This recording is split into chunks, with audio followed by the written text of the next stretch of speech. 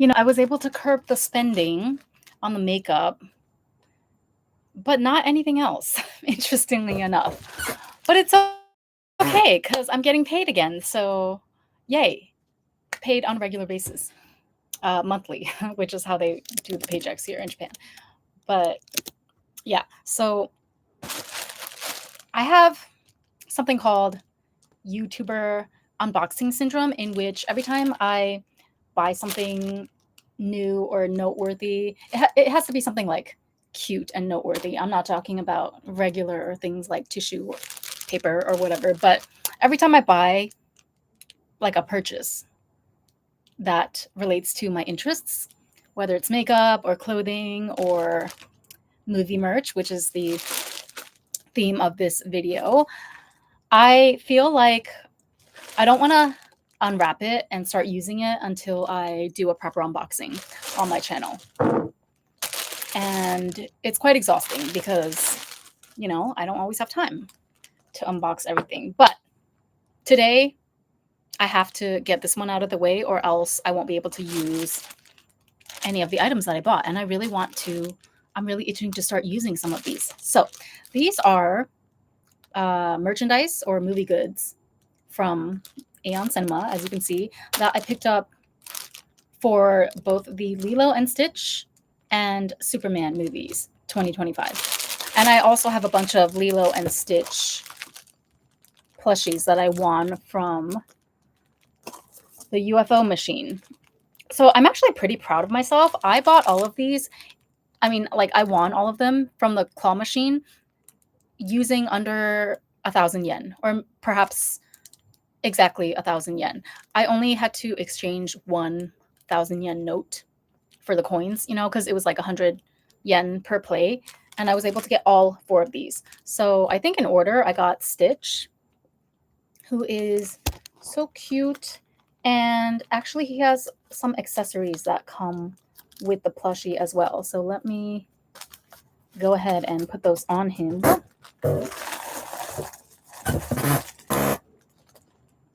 Sorry, my chair is really squeaky. I don't really know what to do about that. I can't buy a new chair on top of everything else that I've been shopping for this month. But yeah, so he has sunglasses, which look quite small. Are these sunglasses? Are they supposed to be something else? I'm confused because there's no way that these fit over. I mean, unless it's supposed to be like on his forehead. And there's a pineapple. Wait a minute. I swear to God, there was a sakura flower. Wait a minute. I'm so confused right now. They definitely had some other stitches in the machine that had sakura flowers, but I guess this one came with a pineapple. So anyway, cute, right? Now I can put this on an actual bag because I've been holding on to these, thinking that I was going to do a unboxing or a haul. And I just never got around to it. So then the next one that I got was Lilo, which I was actually really excited to get this one because I heard that Disney purposely doesn't create too much merchandise or toys with Lilo's likeness because they don't want to make like a stereotype of a Hawaiian girl, which I totally understand and I agree with that. But being a fan of Lilo and Stitch, though, I still want a Lilo doll in some capacity. You know what I mean? So I'm really happy that I got Lilo, and she doesn't have a strap though. Wait, are you kidding me? Where is the consistency? Oh, okay, I see. She has a little thing, so you can put like a little hook in here on the top of her head. Where am I gonna get a hook though? I'll figure it out. But Stitch has a proper little elastic. And then also, I guess the rest of these. So this one is Pleakley and Jumba. I got Jumba. Jumba was like also quite easy. So these 3 were easy because they have large heads. They have large heads in proportion to their bodies. So it was easy for me as a seasoned pro to maneuver the claw in a way that it would latch onto the largest part of their body, which is their head. But Pleakley was the hardest for me. I wasn't sure if I was going to be able to capture Pleakley because, as you can see, his head is significantly smaller than his counterparts. It's like longer and more oval, but I don't know. Somehow I was able to get Pleakley. I think the claw just uh, clasped onto his entire body, and now I have the entire set, and I'm quite proud of myself. I could totally sell this on eBay, marked up like 500% or something, but why would I? I feel like this is such a flex, Makes me so happy. Okay. So now onto the products or the merch that I actually bought from the cinema. I don't even remember. This was so long ago. All right, so we have a die cut face towel. Stitch. I wanted something that showcased a lot of the different expressions of the animated, or not the animated, I guess like the 3D, the CGI Stitch in the new movie, because I thought they did a really, really good job translating him to the CGI style. Because I think the original Stitch is pretty unbeatable in terms of cuteness. So yeah. Where is my... Why can't I find anything every time I go live? There we have it, my scissors. I have this weird thing where, you know how whenever they package something in a plastic bag like this, it's always like a flap here that has a sticky line of tape. And so you can obviously open anything this way by just peeling apart the sticky part. But I don't like having to touch the sticky part later or having it get on my nails, anything like that. So I usually just cut through the hole here at the top.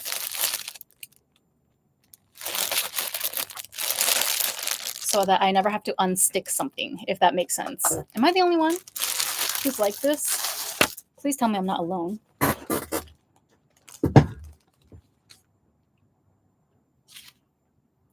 Face towel, 1,700 yen. And wait, face towel. Okay, interesting. So apparently you can wash your face with this, but I was going to use this as like a backdrop maybe. So yeah, speaking of backdrops, I might rearrange my desk again to go back to the original angle that it was at, like so that you can see me against just a plain wall, because I feel like this is too chaotic. There's too much stuff going on here. I am doing my best in my humble little studio apartment in Tokyo, but it's actually a really nice apartment. I'm the first tenant ever, because this property is like relatively new. So I mean, I've lived in it for like 5 years by now, but I was the first tenant, so nobody lived in here before me, which means that any wear and tear that you see on my apartment, on the insides or on the walls or whatever, are caused by moi, yours truly, and nobody before me. Yeah, I need to stay in this apartment because it's new, it's a great location, it's relatively affordable for how close it is to the train station, and it allows pets, which is a rare combination to find these days in Japan. So anyway, on to the next. So I got 2 pouches, actually. I got this clear mesh Ziploc pouch, again, of Stitch, because I can't get enough of his cute face. And I like the little embroidery flower detailing.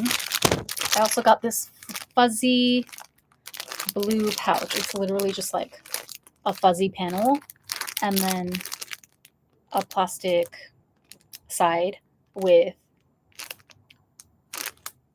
printing of Stitch again in his cuteness. I like the way he's sitting here because this reminds me of how my cat sits.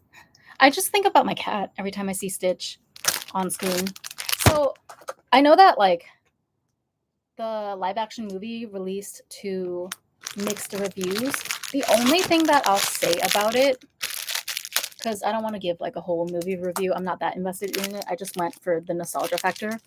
to watch Lilo and Stitch. But the only thing I'll say is that, oh, this is so soft. Oh my god. Okay. Yeah, I really had to do this unboxing today because I really wanted to use one of these pouches for my makeup. Um, I don't know which one I should use though. Because like this one is see-through, so it's kind of convenient. I can see all the items in it before even opening one of the flaps. But this one is so fuzzy. Stitch vibes. But yeah, what was I saying? So I'm not going to give a review on the whole movie for either Lilo and Stitch or Superman, but I will say that um, one of the I didn't think it was like horrible or anything. I just thought it was kind of, geared towards kids. And me personally, I do prefer the classic animated version more just because I feel like it's a masterpiece. Um, why fix what's not broken? So I don't see the live action version as like competing with the original animated version in any way. However, I just want to address there's one aspect of the story that I saw a lot of people were upset with, and that was the fact that Nani in the live action, she sacrifices a lot in order to keep their small family together, right? Because they lost their parents, and which resulted in her becoming the sole guardian of her younger sister. So Nani sacrifices in the sense that like she doesn't go to college, she gets out there and she has to work a job or several jobs in order to keep her and her sister afloat. And while that message is like beautiful and it ties into the whole Ohana thing, I totally understand why they went in a different direction with the live action to where Nani was allowed to go to college and she was presented with that choice because the neighbor lady, I forgot her name, ultimately stepped in and decided to be Lilo's caretaker, whilst Nani was allowed, leaving Nani free to go pursue her dreams of becoming a marine biologist. I understand why people are upset that it wasn't faithful to the source material, but at the same time, just as a woman living in 2025, I feel like we don't need any more media out here. Or I don't think we need any more movies or TV shows or yeah, like any media pushing the idea that a girl, especially like a young woman who has yet to even start her adult life, I don't think we need to push the idea that women need to sacrifice or the first daughter needs to sacrifice for the sake of her younger sibling anymore. I don't think we need another movie pushing that idea that young girls need to just sacrifice because that's that's the only way that they can be seen as virtuous or as good or as loving towards their family. Not in 2024. We don't need any more of that messaging, even if it's in a remake movie. And yeah, so personally, I was not upset or butthurt over that change in the ending, but I know a lot of people were, a lot of critics online who happen to mostly all be men, interestingly enough. But I'm not going to comment anymore on that. Okay, so the next batch of goods that I have is from Superman 2025, which I enjoyed a lot more than I thought I would. Actually, the movie was not even on my radar until my coworker at my new job mentioned it to me, and she inspired me to go ahead and see it. And I have to say, I was pleasantly surprised. Actually, the guy that plays Superman, I forgot his name, but the more I saw of him on screen, the more I was like, wow, this is actually the perfect casting for Superman. I'm not so sure about Lois Lane. Um, I know that actress is kind of like a favorite, and I will say she's very, very charismatic, and I'm sure that like her new fandom as Lois Lane is very deserved. But personally speaking, I don't know. I feel like I wasn't a fan of them painting Lois in this light as kind of like a tomboy punk rock type of girl. I mean, it's fine, whatever. Like again, I think the actress is good and she's very charismatic, and the people who are fans of her, I'm sure they're very happy about it, but it's just not the Lois Lane that I knew growing up. I feel like Lois Lane should have been more, I don't know, like in my head Lois Lane is more classically girly, right? It doesn't mean that she's necessarily like a damsel in distress, but she was okay with showing like her feminine side. Or I feel like the comics back then, they were not afraid to show her feminine side and the side that did need saving from time to time. And I just feel like this version of Lois is a little bit too girl bossy for me. It's just my personal opinion, okay?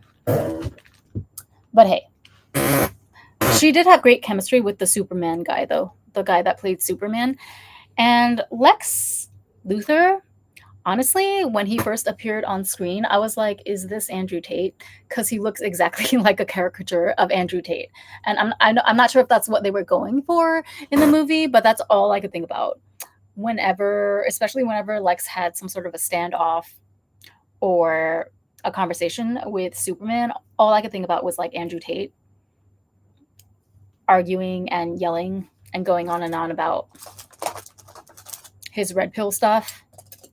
That being said, though, I did like Lex Luthor's portrayal. Although, albeit, I found it to be slightly goofy. I don't know if that's what they were purposely going for, but he wasn't like menacing whatsoever to me as a villain. Um, yeah. And I kind of didn't like how that guy who owned a deli or something, it was either like a cab driver or a deli, and he was of like either Indian descent or he had some sort of accent, either Indian or Middle Eastern. I'm sorry, I'm not remembering well because I saw the movie over a week ago. But the guy that was like staunchly a Superman fan, and he stayed consistently a fan even after Superman was catching a lot of heat in the press for the full message that his parents recorded, telling him to basically take over Earth and like rule over all the humans because they're a simple-minded, stupid species, which Superman himself didn't even hear the end of that message before they got hold of it, before Lex and his minions got hold of it and leaked it to the news. So it was just as much of a shock to Superman as it was to everyone else. But yeah, after that, Superman's name started getting maligned in the media and the press, and then people were starting to launch hate campaigns or just question, you know, their support of him up until now. A lot of people were turning on him, but that they were showing that he still had like a core group of diehard supporters that believed in him and were fans of him no matter what, right? So one of them being this either like Indian or Middle Eastern cab driver, I think.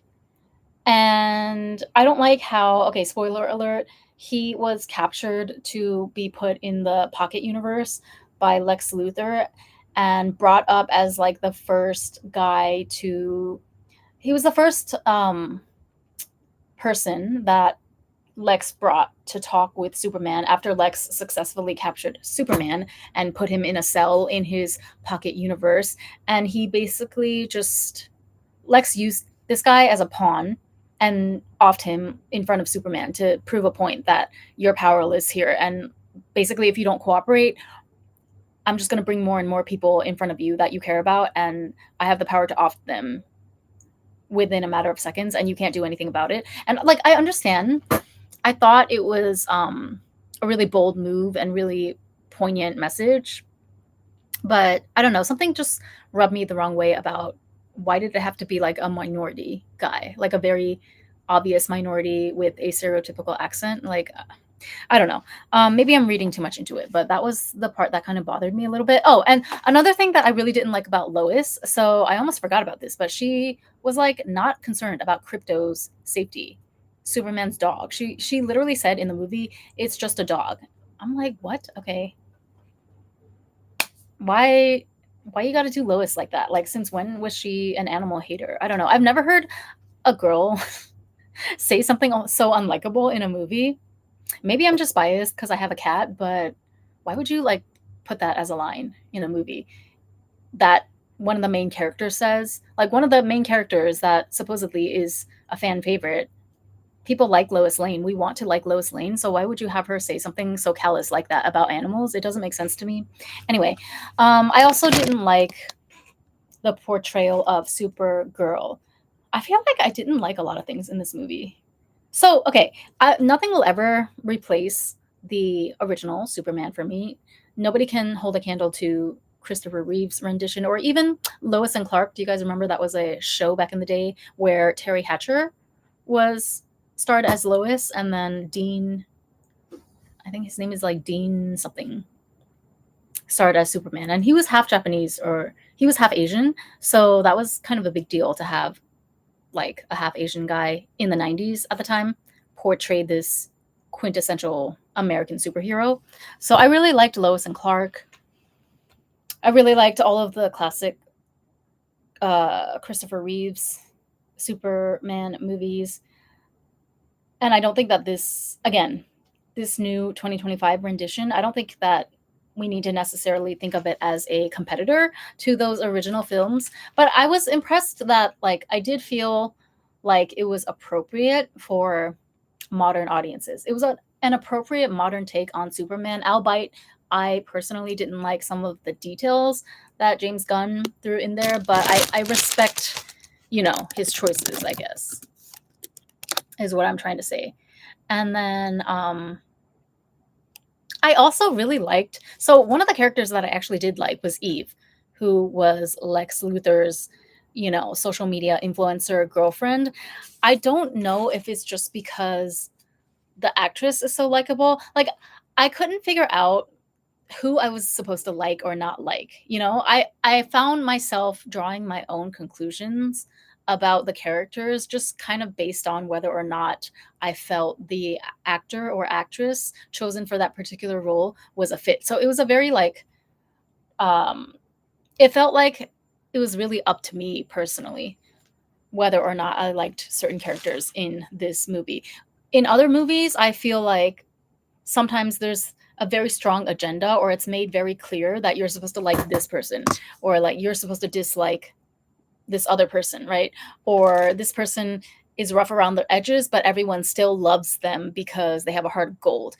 I feel like that messaging is can be very heavy-handed in a lot of other films, but in this one in particular, I felt like it was up to the audience's individual interpretations, which I guess you could say is a good thing. Like maybe that's what they were going for. Because for me personally, like in the beginning, I didn't really think much of the actor playing Superman, but then as the movie wore on, I became more and more impressed. He just embodied the character better than I could have ever imagined. Like I underestimated him. I realized by the end of the movie, but then with Lex Luthor, I didn't think he was the most menacing villain that they could have possibly found. Like he wasn't menacing enough as an actor to really sell it to me that he was the main villain of this movie. But at the same time, I guess I liked the actor enough to the point where I could just roll with the punches. And the same thing with his girlfriend Eve, who was like an influencer, and the whole gag was that she was, she was more preoccupied with taking selfies of herself the entire time than she was with Lex's actual master plan, even though she was like very much a part of it because she was by his side the whole time. But I don't know exactly what they were going for. Like, were they trying to make her this stereotypically annoying, like blonde white influencer? Or was she actually supposed to be likable to us as an audience? Because me, right away, I liked her, even if I could tell that we were supposed to find her annoying. You know what I mean? I feel like they were trying to make it seem like, okay, this is Lex's annoying, airhead, blonde influencer girlfriend. But I just found her endearing, maybe because I'm an influencer, so I feel like that's cute and whatnot. But and then at the end of the day, obviously, she like provides a lot of important information for them to actually put the pieces together and expose Lex's plan and stop him before he ruins the entire world. But anyway, I'm just rambling at this point. So I got the Daily Planet notebook, and it has graph paper lining, which I'm not the biggest fan of, but I like the fact that it says the Daily Planet on the cover, and I'm going to enjoy using this because I'm going to feel like Lois Lane working on a news case if I'm writing in this. I feel like I should be Lois Lane. Yeah, maybe that's why. Maybe I'm just bitter. Um, I also got this kryptonite keychain, which was 2,800 yen for a block of acrylic. I don't even know what this is made of. Crystal light key holder. So does that mean it lights up, or I'm trying to figure out? Oh crap, it does light up. Okay, that would explain the price point. Now my attitude has really changed. Because if it lights up, I would say that it's worth 3,000 yen. But yeah, I didn't know that this was literally meant to be a light. So this is supposed to be like kryptonite. If it's kryptonite, why is it blue? Shouldn't it be green? Okay, but anyway, it's pretty cool. I feel like, what if it was pitch dark? Could I? Hold on a second. Okay, it's not strong enough to like really be useful as a flashlight stand-in or anything, but it's pretty cool, right? And it's nice and weighty. And it says Superman here on this piece. And I've actually been in the market for a new keychain, actually.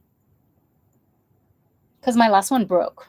It was a strawberry from Daiso. So I would say that I was due for an upgrade. So there's the Superman logo on the inside.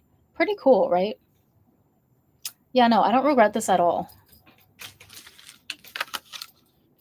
DC Comics.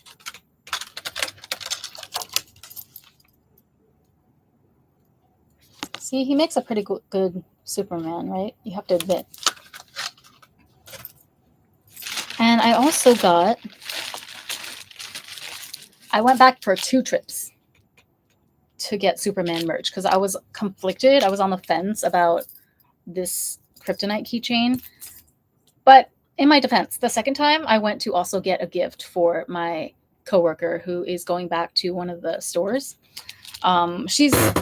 She was working, like, it's crazy because she was working in the stores for like the first 7 or 8 years of being employed by this company. But then a year and a half ago, they asked her to come work in the corporate side, which she was really happy about. And she said that that was like her dream.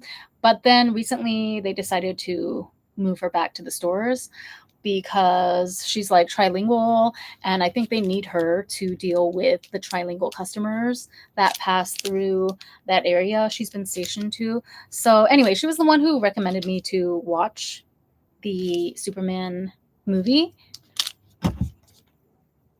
And I thought it was kind of like, I don't know, I felt a kinship with her immediately because normally I don't meet other girls, especially here in Japan, who are into like DC Comics or Marvel universe movies the way I am. Not that I'm like a super fan of Marvel and DC or anything, but I like classic American cartoons, like 90s American media, which includes all of that: Marvel, DC, Looney Tunes, Cartoon Network back in the day, like Powerpuff Girls, the whole shebang. I feel like I don't meet too many girls here that are into that. So I was really, really like surprised and pleasantly surprised when she told me that she was a fan. So I got her, not this one, obviously, because I have it, but I got her a sticker, die cut sticker with this design, and it says, "Take me home." Acrylic key ring. This was 1,000 yen. Did I need 2 keychains? No.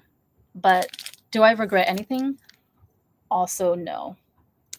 And speaking of Looney Tunes, I have one last bonus purchase for you guys. This is another item that I don't know. I was planning to unbox at some point, and then it just kind of fell by the wayside, and it doesn't really fit neatly in any category, but I just had to get this because it's so one of a kind that even though it was really expensive for what it was, I knew that I would never be able to find the same thing again. So these are, what's it called? Wristband, wash bands. Yeah, I know how to English. In the form of Tweety and Bugs Bunny. How cute is that? These were freaking expensive, okay? How much was this? 2,750 yen for some Bugs Bunny and Tweety wash bands. Worth it. Totally worth it, but what the F? But yeah. I don't know if I can bring myself to actually use these though. No, I have to. Because that's my rule for myself, that I can buy anything I want, but it has to be actually useful to me, and I have to actually use it in my real life. It has to have like a functional use. I can't just buy things to keep them on a shelf to collect dust, because where is the sense in that? So yeah, I'm gonna have to use these at some point. It'll be fine. Um, I love Looney Tunes. I love all of the like Acme Studios. I like that Daffy Duck and Bugs Bunny show back in the day. I think it was like Bugs and Daffy, where they are basically like roommates in this suburban setting,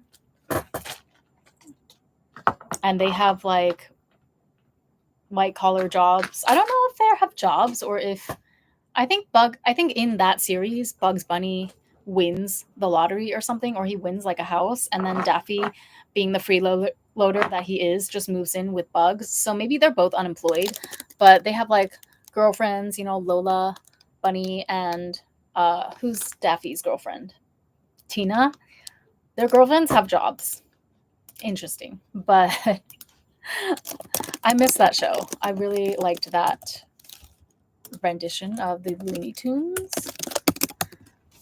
And honestly,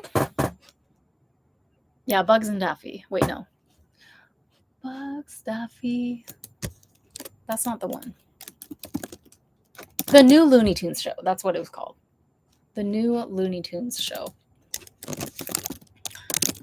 And I feel like it was cut short, They could have gone for so many more seasons. I'm still holding out that they might revive it at some point.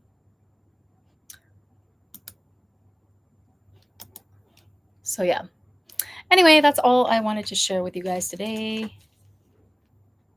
I got my Bugs and Tweety wash bands or wristbands. I have Lilo and Stitch. I'm drowning in Lilo and Stitch, and I wouldn't have it any other way.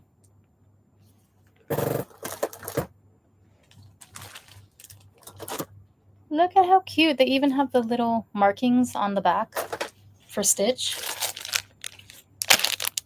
I'm keeping this wrapped because I don't know if I want to give this to someone.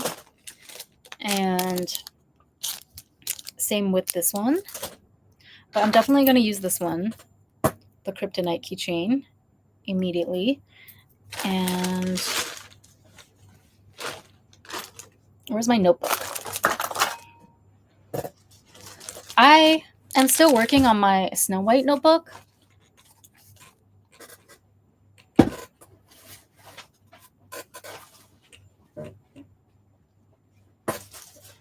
I'm not sure where it went. I was literally just writing in it a few minutes ago.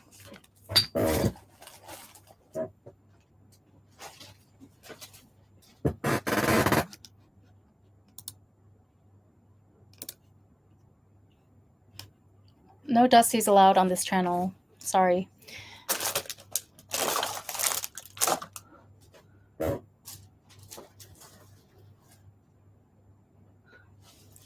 Okay, well, if you want to see it, it's in my Snow White movie merch haul. So, yeah, I'll see you guys later. Bye.